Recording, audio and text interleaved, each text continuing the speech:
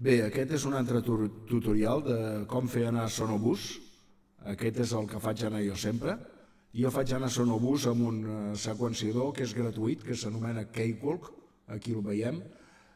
No poso com s'instal·la i com se fa anar perquè és bastant complexa. Però bueno, és la manera més complexa de fer l'anar, però la que té més possibilitats. Veiem que aquí al seqüenciador puc posar playbacks que sonin pel Sonobus. Podem escoltar ara quan estan sonant un playback. Aquí puc canviar el playback amb la gana. Puc posar playbacks des de la meva tablet, és a dir, si poso un playback que ara està sonant la meva tablet, ho veiem aquí. Si ho posem una altra vegada en marxa, escoltem com sonarà la tablet, veiem que ens sona també el playback des de la tablet, o veiem que puc canviar els volúmens des d'allà on vulgui, tant de la tablet com des del mateix lloc.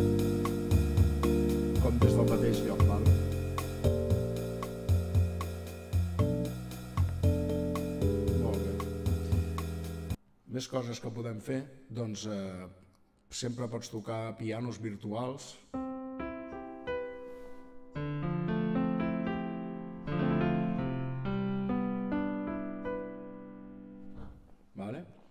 Pianos, trompetes, baixos, tot tipus d'instruments. Òbviament, aquí tinc un entrebaix virtual, puc tocar el saxo alt que el tinc endollat a la tarja de so.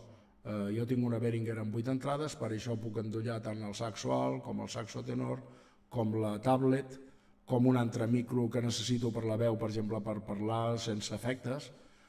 Puc posar tot tipus d'efectes, com hem fet abans. Veiem aquí com sona. Aquí si li donem un altre tipus d'efecte, aquí sense efecte, és a dir que sortiria tot pla, etc.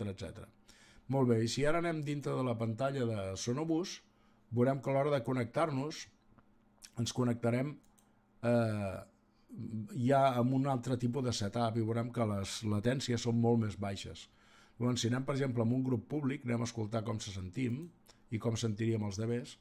Anem, per exemple, a posar-nos aquí, a veure què tal toquen aquests. Jo em silenciaré, ells no m'escolten, però jo puc sentir els altres. Sentim aquí que hi ha un baixista, aquí hi ha un altre baixista, aquest està tocant la bateria, sentim com estan tocant, podem moure els seus volúmens, etc. Despatgem i anem a un altre, per exemple aquest que estan fent 5 usuaris, a veure aquests que són. També estan fent proves, pel que veiem. Hi ha un aquí tocant, aquí hi ha un altre. D'acord? Veiem que aquest està a Brasil i en canvi té una latència de 131. És el que està més lluny. I no és una latència massa gran. I està a Brasil. Si el silenciem, sentim amb ell perfectament com toca la guitarra des de Brasil. Si el silenciem, veurem que pot tocar perfectament i ens sentim tots els altres. Bé, doncs aquesta seria una altra manera de fer funcionar el Sonobus. Aquesta molt millor. Recordeu que també hi ha el xat, vull dir, les coses que he explicat amb l'altre vídeo.